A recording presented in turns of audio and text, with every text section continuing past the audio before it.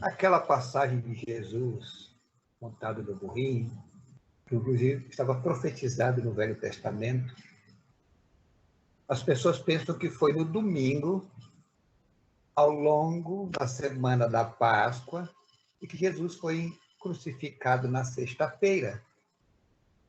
Só que aquela era a festa dos tabernáculos, 7 meses antes da Páscoa. E as pessoas não sabem que, pensam que foi no domingo, alguns dias antes da crucificação. Na verdade, foram 7 meses antes. Porque o que era a festa dos tabernáculos?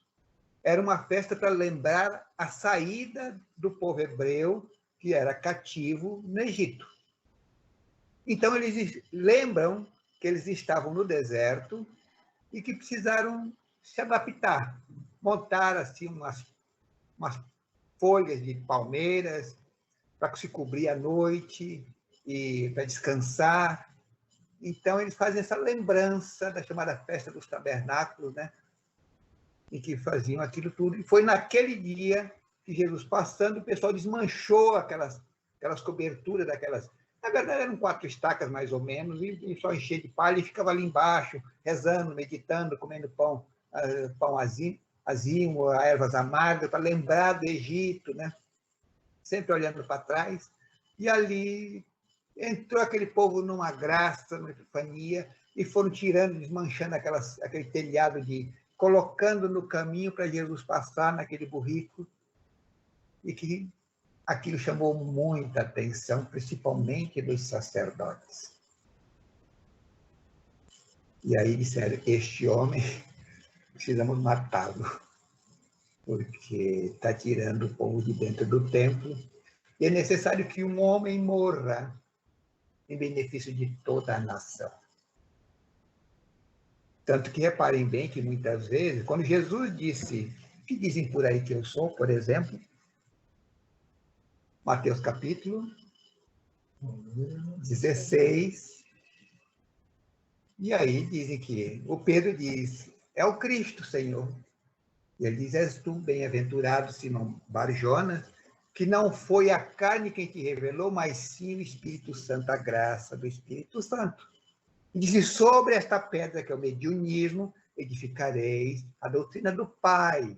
Ele não disse que era a doutrina dele.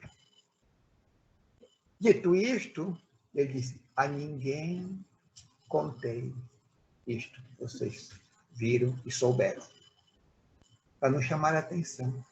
Porque ele sabia que, por muito menos do que isso daí, já queriam apedrejá-lo, queriam matá-lo.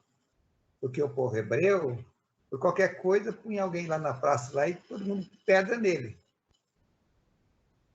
Muitos profetas foram assassinados por dizerem coisas que eles não acreditavam, não aceitavam. Por ter dito que falou com Deus ou que viu Deus. Simplesmente era apedrejado. Imagina ele me dizer, eu e o Pai somos um só. Eu sou aquele prometido das Escrituras, aquele que vem para representar Deus no mundo. Então não falem isso para ninguém.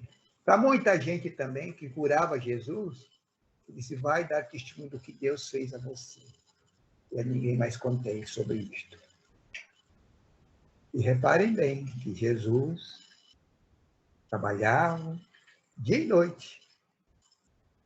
Às vezes queria descansar, estava no barco para ir para o alto mar para lá descansar. Naquela passagem que Jesus está em alto mar, o mar é o lago de Tiberíades, né? Houve aquela tempestade, os apóstolos ficaram temerosos, mas quem dormia? Jesus. Por quê? Tinha plena consciência do que tinha que fazer, de quem era, e que aquilo era natureza apenas. Foram despertados, mestre, acorda, porque vamos morrer. Jesus disse, oh, geração de pouca fé. Levantou-se, cale-se. E os ventos cessaram, as ondas cessaram, e eles ficaram boquiabertos e disseram, quem é este que até a natureza se curva diante dele? Aquele que representa Deus. Por isso que eu digo, gente, Jesus não era apenas um simples exemplo de comportamento. Era mais do que isto. Repito, exemplo de comportamento, muitos dos profetas foram. Mas só um encarnou para representar Deus. Só um podia dizer, como disse ele, eu e o Pai somos um só. Quem vê a mim vê o Pai. Eu sou o mesmo princípio que vos falo.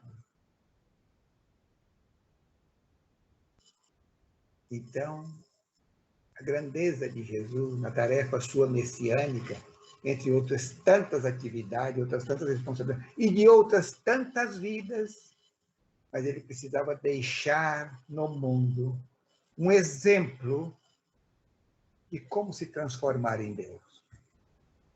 Que esta é a sagrada finalidade da existência. Foi para isso que ele veio ao mundo e deixou isto.